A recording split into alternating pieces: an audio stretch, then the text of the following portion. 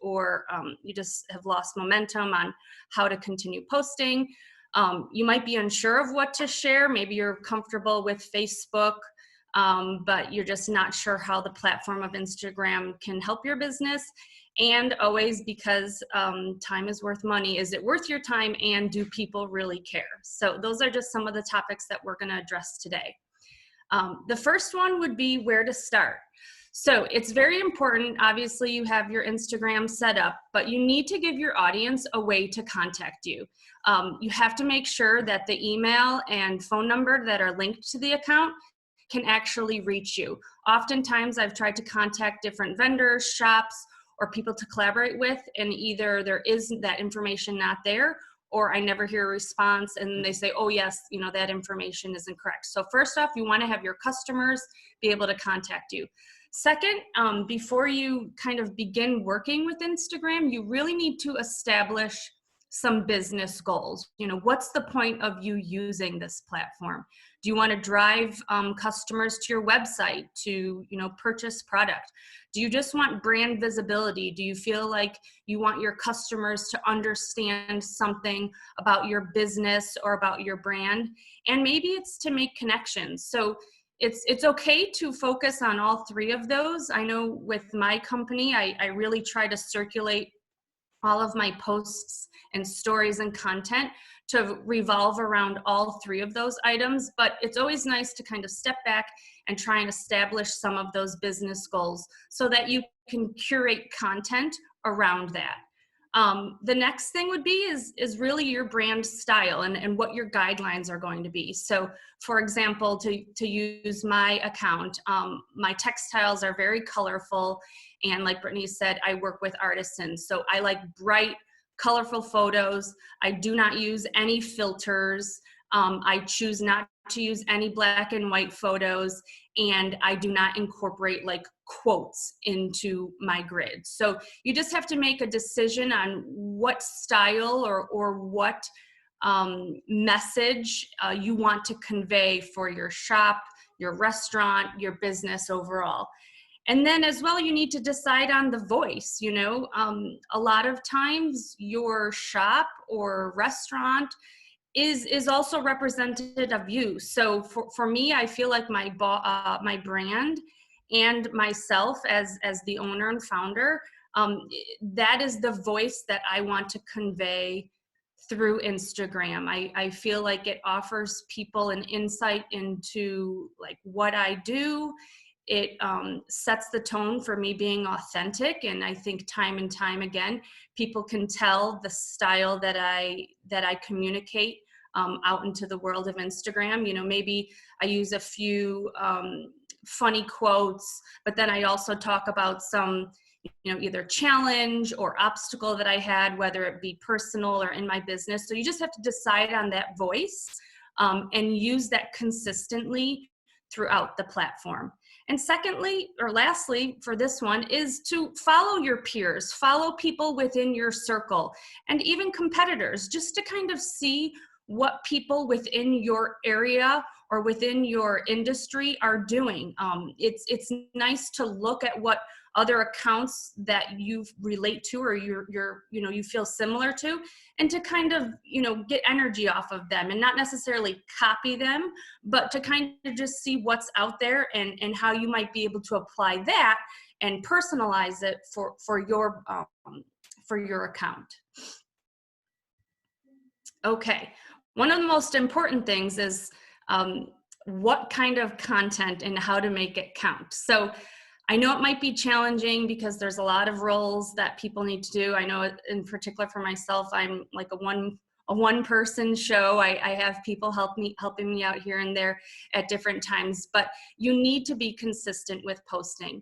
I know for myself, if I'm ever looking to reach out to a shop, or maybe I want to engage with someone and I see that like their last post was from like December of 2019, I kind of think through, well, you know what, maybe they're not invested in it, or maybe they seem to not be able to work through this platform. So I think being consistent with posting is really important. It demonstrates, just as you're updating your website, and you're looking through and like updating your business hours, it's important to be consistent. And then you should really decide on a day and a time and how frequently you want to post and what works for you and your audience. So for example, myself, I know that just through trial and error and being on the platform for a few years, I either post first thing in the morning between like 8 and 9 a.m., or I actually do something around like 9 to 10 p.m. And that's where I personally see the most engagement with my photos and content. And Brittany's going to talk a little bit later into the presentation about like the performance of your photos and posts. But there is no wrong answer. You know, if you're a business that you open at 11 a.m., maybe your ideal time for posting is like 10:30 at the start of your day. Like, hey, I'm opening up the cafe, or I'm about to, you know, I don't know, open up the blinds to the shop. Or maybe you're like a fitness and your first class seems to be really popular and it's at 6 a.m. Maybe you want your first post to be at 5:30 a.m. You just really have to kind of work through and experience what might be best for your account. And then you should really only be posting photos and content that represent your brand. So a good practice to do is your account should really only be talking out to the world about your 8 to 10 categories. And what I mean by that is, I will use my company as an example. So I'm women owned. I work with artisans. I produce product in Morocco and in Peru. So those there are like 4 different categories. I love visiting shops, ones that my product are in. So for example, like Turkey on Walden Parkway. I love going in there and taking photos and talking about different things, but I'm not really into gardening and my brand has nothing to do with gardening. So even though I love flowers and I might, you know, enjoy, you know, planting tomatoes or something like that, if it's not one of my brand categories, it shouldn't be out there. You know, even if you have a passion for, I don't know, different cars, if it's not one of the categories that can circle back to your brand or circle back to you, you should really leave that off, because it can give a mixed message to the people who are going to follow you. And statistics show that when someone's going to make the decision to like either engage with you or follow you, they're going to take a quick glance at what we call your grid, which is all your photos. And within like a few seconds, they're going to make that decision. So if you're posting photos that don't talk back to what you want to communicate and what you want your brand or shop or company to represent, that should really be left off. Now, I'll talk about a little bit in stories if you want to incorporate some of that in there just to show the personality, but within that actual grid, you should really just focus on your categories.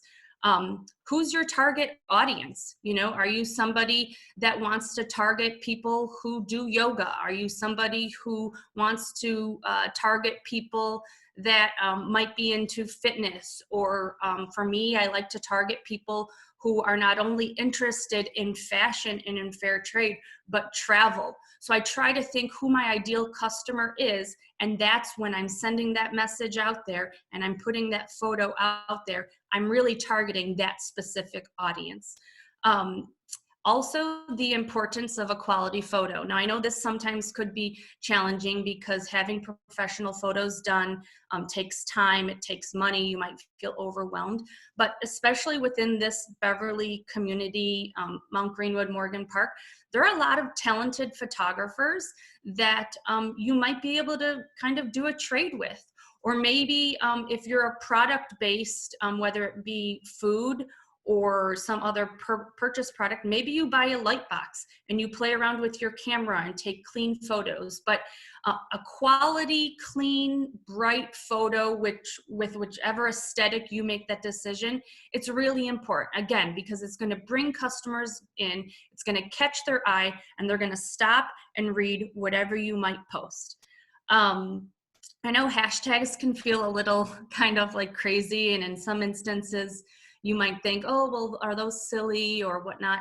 But really you need to hone in on what type of hashtags are going to pull your customer in. So again, putting yourself in your customer's shoes. I know I've seen like different hashtags out there like Instagood or like Thirsty Thursday, but those are so overused that they're not your niche target audience. So if you're a company that's in Beverly and you want your target audience to be Beverly owners, people who live in this community, maybe start thinking through some hashtags that when someone is searching, your content and your photos are going to pull up, like Western Avenue, Bappa, Longwood Drive, Ridge Beverly, things like that, if you want to hone in on a specific area. So I always kind of work through some hashtags, I test them out, and then I actually save them in my notes on my phone. That way I'm not having to rework or regenerate a bunch of different hashtags. And I actually use groupings of hashtags for different photos. So I might have one where I'm talking stronger about artisan, artisan made, natural dyes, things like that. So play around with hashtags, but really you want to focus on ones that are going to speak to your customers. And then lastly, on making your content count, you could post a great photo, you can add a quote of some sort, but you want to write something that's what we call a CTA, or like a call to action. So a perfect example for something that I did a few months ago was, it was around Valentine's Day, and I wanted to start getting people engaged. So all I did was ask, for the women out there, are you a flowers person or are you a chocolate person? And all I was asking for people to do was say flowers or chocolate. But people want to write things. They want to engage. They want to, provide their opinion on something. And so within that area where you can write, if you can come up with something creative where people are going to reply, like think of, I don't know, Calabria's. Are you a warm soup? Do you like it in the winter and in the summer? Someone's going to say, oh, I like it in summer. Oh, I like it in winter. Or my favorite time is fall. You're really just trying to look to people to engage with you. Okay, so I know I referenced stories briefly on the last slide when we were looking at trying to curate your grid and ensure that those photos speak to what your brand represents. But here's where stories comes into play. And I know for myself, I really enjoy looking at stories. I oftentimes find myself looking at them more than sometimes the grid. But what does stories do? So it actually brings your content to the top of your followers' feed. So you might be noticing now, as Brittany mentioned, because we are struggling with connecting face-to-face and businesses and things are closed, that a lot of people are like engaging with each other on like their feed up there. And so you'll see that circle with your logo up there. And as long as you keep posting stories to your account, your circle is going to keep being pushed towards the front of your followers line. So what does that mean? It means that you're going to be noticed. People are going to click on there and see what you're doing. A great way to use stories is it allows for you to creatively show your product, demonstrate your service, and even show customers using your product. I've seen a lot out there right now. We might be a little tight with money, or people are being very cautious with their money, but they say like the best way that a customer can show appreciation for a business that they like is to like either write a review or like show them using their product. And you could say, ask them to tag you on it. Like, hey, thanks for buying that sandwich and soup. If you could take a photo of yourself, enjoying it, I'll be able to go ahead and put that in my stories, because one of the most impressive things for a business out there is to see customers satisfied with using your product or service.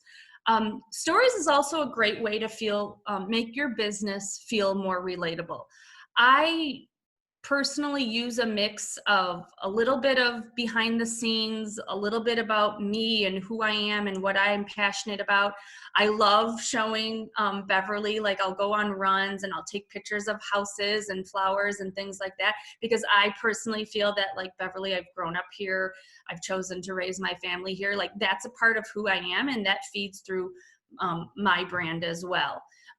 So it just will allow for you to be a little bit more relatable to your customers. And then we also say it like kind of creates like FOMO, like a fear of missing out, right?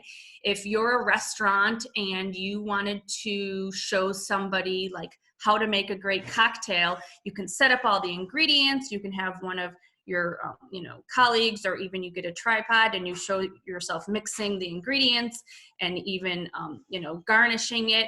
It gives people this sense of being there and wanting to go back to your business and maybe order that cocktail.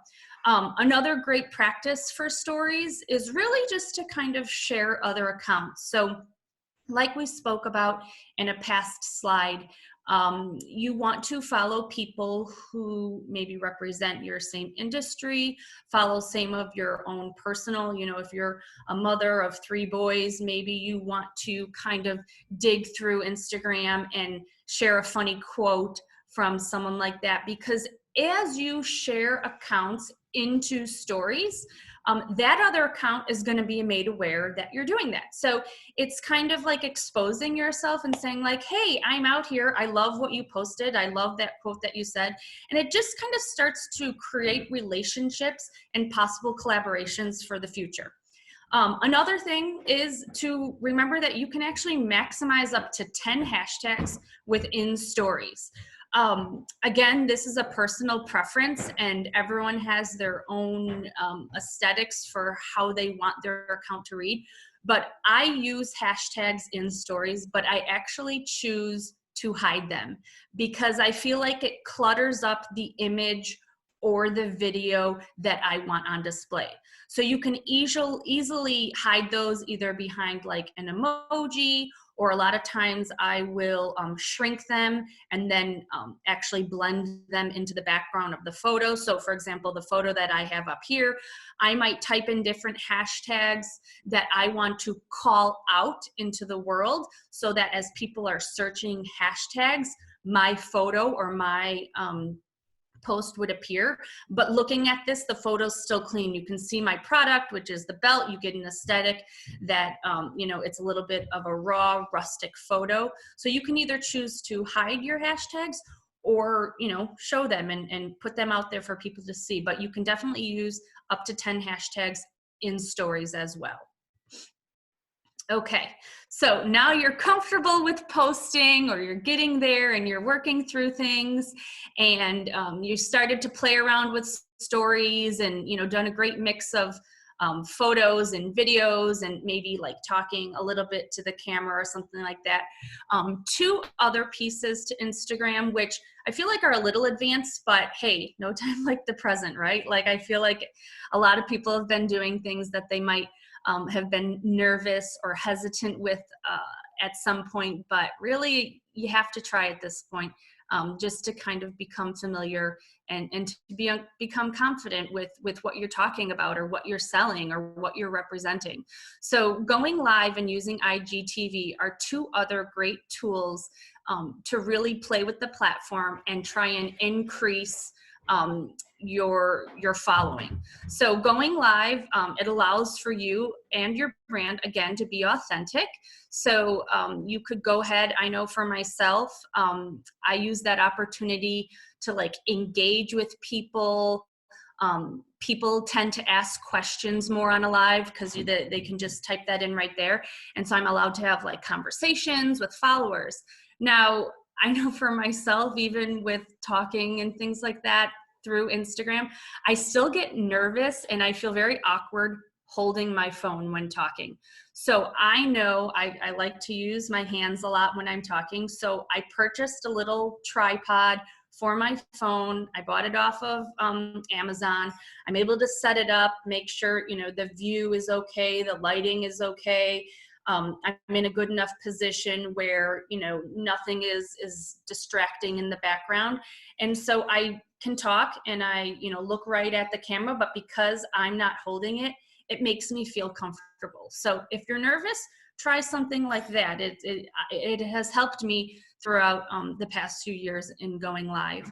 IGTV, which is another application within the Instagram, is we say, like, think of IGTV as your own TV channel. So going back to stories, really, it's the stories are only built in 15-second increments.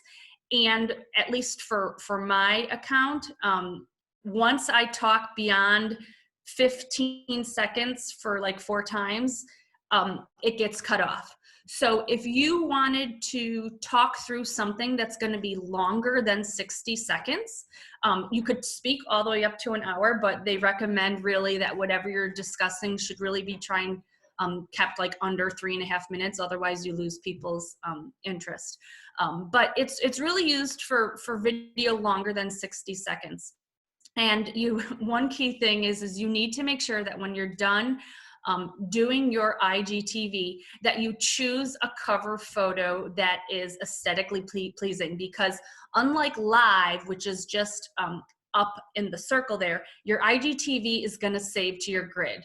So I've seen people where they're in midst talk and then the slide saves it and their face is kind of blurred or their hands are blurred. So you have to make sure that you choose a cover photo. So you might be thinking, okay, like, what the heck can I talk about with going live and using IGTV? And so I just kind of put some examples out there of things that I know I enjoy. So if you're a yoga studio, or you own a bar class or TreadFit or anything like that, maybe you want to talk through a specific stretch, right? Maybe it's that great time to talk about how to stretch after a workout. Or for me, I'm thinking, you know, if someone's interested in health, how to go ahead and like set up a great breakfast after a workout. Maybe you're a cafe or a restaurant and, you know, summer's coming and you want to talk about your summer cocktail lineup. So again, you know, using your shakers, pouring the liquor, doing some garnishes, slicing the lemons. All of those things you might not think people are interested in them, but believe me, the statistics around stories live and IG show that people enjoy watching that. Maybe you own a flower shop, or you have something like, for example, Olivia's Garden, and you want to figure out like how to arrange flowers or how to cut the stems off of flowers and put them in a vase. Maybe you're a shop and it's coming up to Mother's Day, or, you know, we're leading into teacher appreciation, and you want to show someone like how to gift wrap, and gift wrap is something that you offer if they spend $50 or more. So you can really be creative with ideas and play around with things and use that to your advantage. Maggie, can I jump in really quick? Sure. Just a quick thing, everyone. IGTV, you can just record a video on your own on your phone, and then you upload it using IGTV. So it's really, it's a nice way to, if you're not comfortable going live yet, to kind of start that video presence on your feed. And it's super easy, and then you're allowed to, you know, your mistakes that you can re-record, and it's very easy. And again, if anyone has any questions about that, we can help you. Yes, and that's a great point. So if you're not comfortable with live yet, IGTV is like a great way to practice. So just last week, I actually did like a tutorial on how to stuff like a Moroccan floor pillow, because I sell them unstuffed, but I didn't want my customers to wonder like, oh, why isn't she doing, you know, selling it stuff, or what do I even do? So I literally had to do that video 8 times, but it was just practice. And I even jotted down some notes, and I set up my tripod, because I know for myself, I need to be hands-free, and I practice, and then I came up with my snippet. I uploaded it to IGTV. I ensured that I chose a photo that really related to what I was talking about. So a photo of some of my floor pillows, and then I uploaded it. So IGTV is a good way to ease into being in front of the camera, or being in front of your followers and potential customers. Yeah, and like Turkey, we did we collaborated with Turkey on just Mhm. helping her promote a video that she did, talking about the story of how she came up with her Yeah. name. And I think it got like 600 views. Well, So that's what exactly. And like when I heard that 2 Mile Coffee, which they're opening up their second location on 99th and Walden, when I heard that they were wanting to announce something, Sonia reached out to me, and right away I was like, you need to go live, because that is just a great opportunity for people to see you, to see your family, and to understand the story. And they said that like their video went viral, and it had the most engagement and people responding than they had seen at all. So there are certain instances where like going live is just really going to capture the audience. Like if you're rolling out something great, or if you're opening up a second, third location, that it's just a great way to kind of make that announcement to people, and it will get a lot of activity. for sure. Okay, so in this time, a lot of us, we need, working on stories and posting and finding, great photography is nice, but what it really boils down to is like, how are we going to generate sales? So again, going back, is you need to make sure that your bio has your website and your contact information. You never want, customers, you want them to be able to click and go. If they have to start searching for something or it's not attached, you might lose them. Second, post about it, right? Post about it on your feed. Does it have to be every single post? No, but if you just got, I don't know, if you're a plant shop and you got in these beautiful pots for summer, go ahead, put that out there, talk about it, tell them about the different colors, the material that it's made for, what kind of plants can be put in there. Show a little bit of behind the scenes, whether you're in a workshop and you do something with your hands, or maybe you're somebody who's like producing a new menu item, or you're developing, a new beer or something like that. Show that behind the scenes, because it invites people into your world, and people want to connect to purchase. They say that people want to feel that personal connection to purchase. You can always create like an Instagram only sales opportunity. So, hey, for my Instagram users, I'm just going to let you know, until the end of the day, we're going to be doing 20% off. So an example of that is last Friday, Jamenda from Belly Up was very kind in offering a few of the businesses like an opportunity to do like a virtual shopping. So I went ahead and said, okay, for anybody within this hour that is listening or jumped in and heard a piece, I'm offering 30% off, and the code is already on my website. So you can create buzz within Instagram and kind of reward your customers for being there and supporting you during this. For those of you that can sell physical product and that you do have a website, like for example, I have Shopify, you can use the Shop Now feature. So some of you might have noticed it if you're playing around on Instagram. You can kind of like tap on the photo and a price will come up, and that click can actually route your customer to your website and they can complete a sale. And then lastly on that, IG Live is to deep dive into a product. So for me, actually, I'm going to be doing something on Friday because I just launched a new product that I feel like is going to be great for summer, and they're fun and they're colorful. And so I'm going to actually go live on Friday to show the ins and outs, how to zip it, how to clip it, how to tuck the, strap away, how to fit my phone in there, just kind of a tutorial to dive deep into a product, because you'll naturally start to see people be interested more in something like that.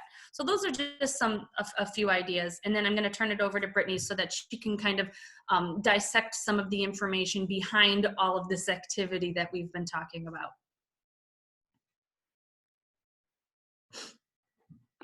Sorry, one more thing to add about that, like even for the fitness studios, for instance, you're selling a service, like maybe go live and show part of your class, get people interested in and learning more and seeing more about, your workouts. Or, I mean, there's just tons of ideas. Again, like, please feel free to reach out if you want to just brainstorm. I'm here to help with that. Just talking through things, maybe giving you some ideas, just some fresh ideas you haven't thought of yet. You can email me, you can send me a message on Instagram, whatever you feel comfortable with, or just call and chat. And then we'll go into, sorry, just wanted to point that out, but we'll go into analytics now. So analytics, I just wanted to touch on because it is a great way to see kind of where, who your posts are like being viewed by and who your audience is, and if you need to change what you're doing in order to reach the people you want to. So if you go to the top right of your Instagram, you'll see the little drop down box, and just click in Insights. I just wanted to show exactly how you did that. You can change the slide. So you'll have three different things to click on. I'm losing my words right now, but so under activity, this would be, who you're reaching on a daily basis for the week prior. So you can kind of see what days you had the most reach and impressions on your post. You can see what you posted, how many times you posted on your stories, what hashtags you used, just to kind of figure out what's working for you and what's not. And then you can see impressions would be like who's actually engaging with your photos. So you can go week to week, kind of looking back and doing research for yourself and what is working for you. You can switch that over now. This is the first page you get into in your insights. It just kind of shows you how many views you're getting on your posts, how many times you're posting and adding to your stories. And then you can see, for instance, the picture of the house in the neighborhood got the most views. And once I clicked on that, you can see that we used a few more hashtags in that photo, and we just reached a wider audience with that. And then if you go into see all, you can actually see your top posts for the past year. So once I went into that for the BAPA content, we had one photo that had 3,000 views, as opposed to the rest of them, which were like under 1,000. And when I clicked on that photo, we had used 9 hashtags. So hashtags do work. I know it's kind of hard to quantify them sometimes, but they are worth using and researching, because you are going to be seen by more people when you use them. So this I really think is the most interesting piece here. It's your audience. So for BAPA, you see that we're followed by 75% women, 25% men. Instagram is actually almost 50-50 in terms of users. So this is something that I think that we can work on personally, is trying to generate more traffic and with men in the community. And so this is a great tool to see like where you can grow, how you can do better with your posting. And then here under here, you can see when our followers are engaging with our posts. So for us, at night, it looks like we have the most, on Mondays, we have the most followers engaging on our posts. In the middle of the night, obviously we have none. So I just really wanted to gloss over that and just urge people to use this tool that Instagram puts out there, because it's really important to see how, when and where you can, get better with your posting. If you do a little bit of research and just kind of use a few minutes of your time every week, you can really grow your followers. And to that point, Brittany, I'll go back to this content slide here. If you view this on the back end, it could help dictate what you should post more of, right? Like, if you're I know for myself, that I get a lot of traffic around some of the image of where I've traveled to. And so that might be one of my categories that I circulate that month a little bit more often. Or I also get a lot of traffic around my kind of lifestyle shot of photography. So I might circulate that into the month more than a standard product shot. So you can use this to help dictate like what you should continue to post. And then for your audience, you know, we were saying like posting consistently. Well, if you're seeing time and time again that like nobody is looking at your stuff on like Saturdays and Mondays, then leave that off and use that time to maybe, you know, create a few stories. But like, I usually never post on Saturdays. I sometimes post on Sunday mornings, and like, I don't post on Mondays, only because I've tracked over the years that it doesn't do well. So I put my time and energy into something else. So it's just a nice way to look at that data and help you curate like what you're going to present in the, you know, going forward. Okay, so last slide before we move into Q&A, and I was just watching the time because I want to make sure if anyone did have a question, we had some time. So tips to put into play today. Have a clear bio. Again, people want to look at your account and understand instantly what you're representing. So that bio is just that little page, on the front page, it only allows a certain number of characters. So you want to make that specific and strong. This might sound silly, but like, respond to every comment, even if it's like a thumbs up. And they say, studies show that like you should respond with 4 to 5 words. So if you post someone and someone just, you know, typical, they just give you like 3 thumbs up, you'd be like, great, thanks for the encouragement. Or I feel the same way like you, or something like that. Because the more that you respond to comments, that means that you're telling Instagram that you are engaging and that you're using their platform. And so people talk about like, you know, the algorithm and things like that. I don't pay attention to it. I just practice what I preach. I respond to every comment. Now, there are some of those, I don't know what they're called, like those weirdos out there that like, hey, DM me, I want to talk to you. I just delete it. You can just simply delete it. Like, obviously they're phishing or they're spam or something like that. But if someone's giving you an emoji, come up with something creative to come back at them in a nice way, obviously. Use DM to engage with customers. People are intimidated by that direct message feature, but it is something that they say that the way that the customer life is first they're gonna like respond to one of your stories, right? Because it's private.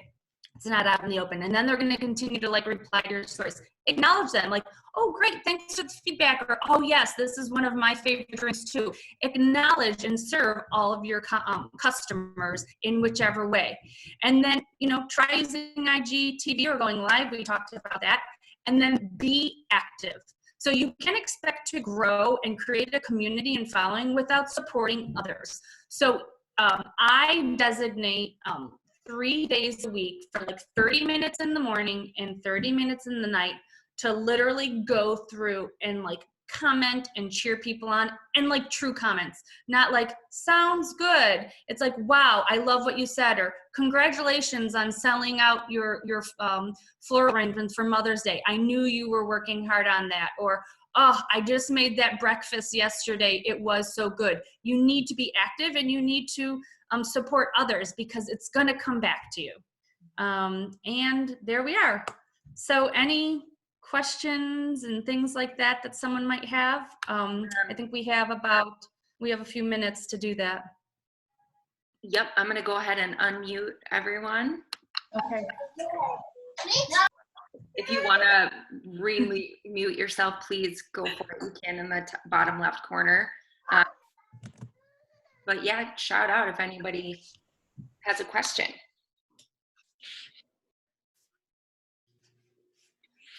One thing I did want to kind of touch on too is just doing collaborations with other businesses.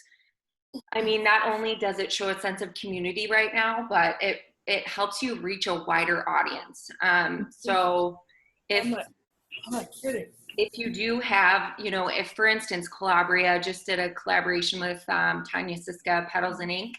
So they're not only reaching their audience for Mother's Day, but they're also reaching Tanya's audience that maybe not follow them. So yeah, BAPA can help you connect with other businesses and help you promote collaborations as well.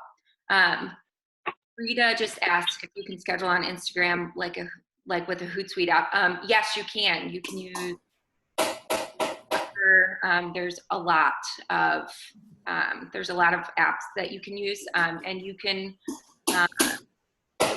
all of your social media onto them: Facebook, Twitter, Instagram, and so you can have all of those kind of ready for.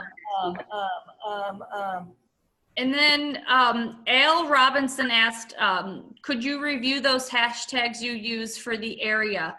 So I think I'd want to know what business Al owns, or like what company he has, because we might be able to put together a list, but to just review on that for a minute is the hashtags. You can actually use up to 20 hashtags within a post. It's 10 in stories, it's 20. Now, I try and use anywhere between like 10 and 12 because I've really become specific. But if your target audience is the Beverly community, you have to kind of think through some of the things that are like iconic to Beverly, or like, you know, Southside business, Beverly, Chicago. I know we have a lot of, what is it, like Get Local Beverly, or like Love Where You Live. We could work through a few things, but I'd want to see like what specifically Al owns, that maybe we could curate them a little bit more. Let's see, Jenny says, should an artist be concerned about theft of images and copyright when posting on Instagram? Okay, so I'm not sure if you mean like, so for example, all of the photos, I should say like 95% of the photos on my feed are photos that I have the right to. Like, I've paid a photographer, we've gone through a contract. So those are my photos. So anytime somebody uses one of my photos on their feed or in their story, it's like Instagram proper to like give the credit to that person. And so if you're ever sharing anything and it's not your photo, you need to give recognition to that person. So as an artist, if you let's say maybe, you know, made some pottery or something like that, and then someone shared that photo or used that photo in their feed, but maybe they talked about their inspiration of something else, they still need to say like image courtesy of, image via of, or like anytime that I use one of my photos, I have different agreements with different photographers. Some of my photographers don't need the little icon of the camera, and I can just actually tag them. But a lot of them I'll just say like in the camera, and then I'll say who shot that photo to give acknowledgement of like who that is. I hope, I'm not sure if that. May I follow up with that? Yes. So my husband is an artist. He's a visual artist and wants to use Instagram to sell his art. I mean, are there concerns that he should have about other people not doing the proper things of acknowledging proper use? You know, I think an easy way to get around that, and we were talking about on the chat, is to just add your logo to the photo. You know, if I'm assuming you're talking about like physical pieces of art, so if you just, you know, there's apps that you can use like Canva, where you can upload a picture, and then, you know, you very easily just like stick a little logo on the bottom corner of it or something like that, and that way, you know, you're going to have your brand on it, whether or not someone else uses it and tags you. But the reality of it is I heard a statistic because I listen to a lot of webinars. They say that like 80% of the content on Instagram is like only from 20% of the creators, meaning like a lot of images are shared and used, and then like they might have their own like context. And so the hope and the courtesy is that it's acknowledged, but it's hard. I feel like some accounts I've noticed, especially, it's like they'll just take the picture and people will call them out.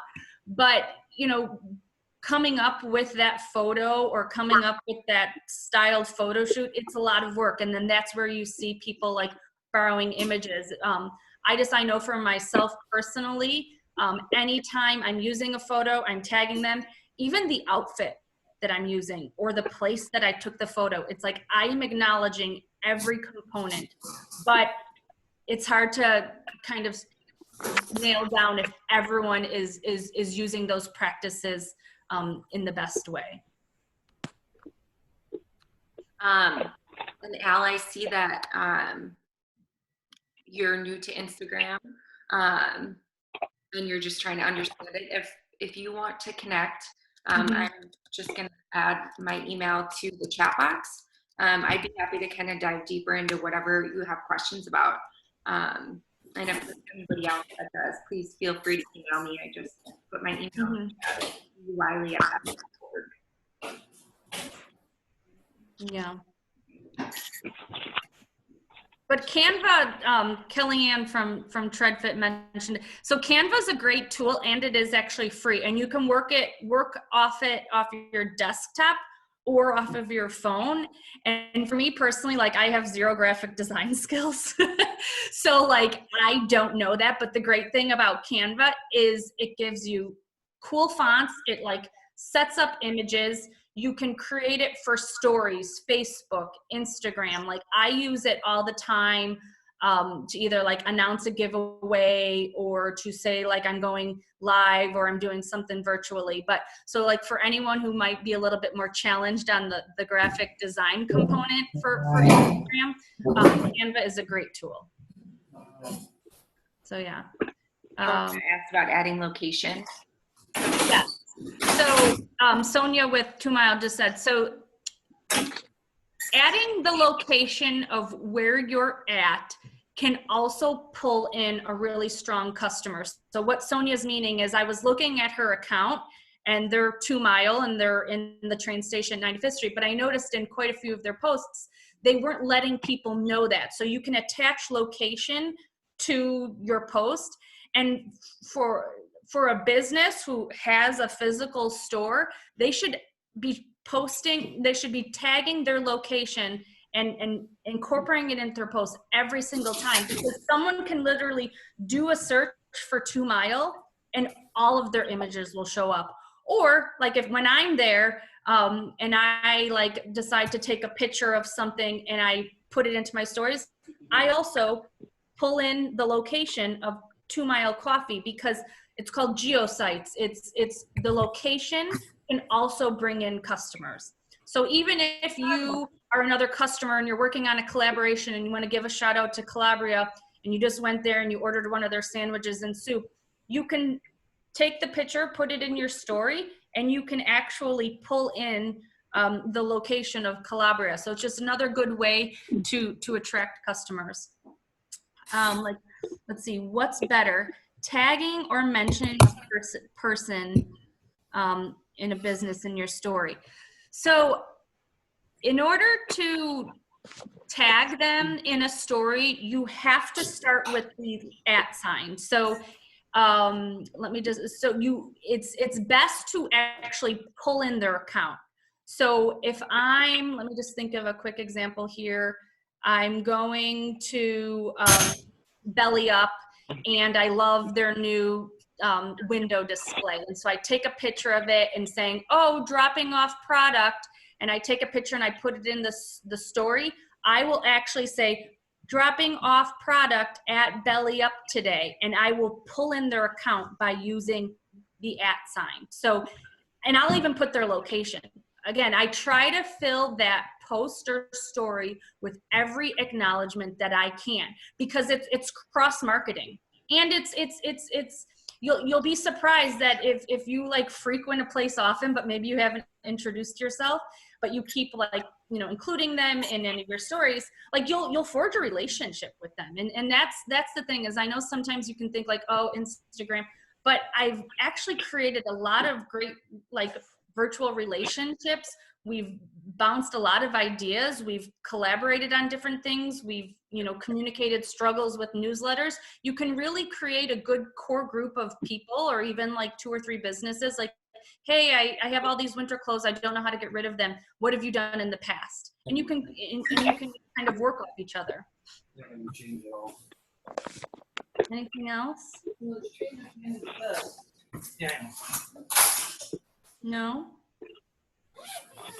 Yeah, and like Brittany said, if anyone needs to dive deeper, or if they wanted to like look through specific hashtags, you can reach out to her, and then if she felt necessary, she could call me in. But I don't know, the platform has really created a lot of relationships and opportunities that like I would never had expected. I've gotten like publicity and media through there. I've gotten orders from people overseas simply through using that app in the right way. So okay. Yeah, and thank you so much, Maggie, for doing this for BAPA and for everybody. You are wonderful, and we appreciate you so much. I know that you've taught me a lot about the platform, and I hope that everyone that's come on here has learned something, taken something away from it. And thank you so much for taking time out of your day to come. And hopefully you'll be on our next couple. We'll do a Facebook one here soon, and then digital sales and marketing. So, and I'll send you the presentation, Brittany, in case somebody just wants to have it, or like if they want to share it, like if they work with colleagues and they want their colleagues to review it, I'll pass it off to you. Okay, great. Yeah, thank you. And I also recorded this, so if you know anyone that missed it, we will have it available. Okay. All right. Thanks, everybody. Thank you all so much. Out, so enjoy. All right. Bye-bye. Bye-bye.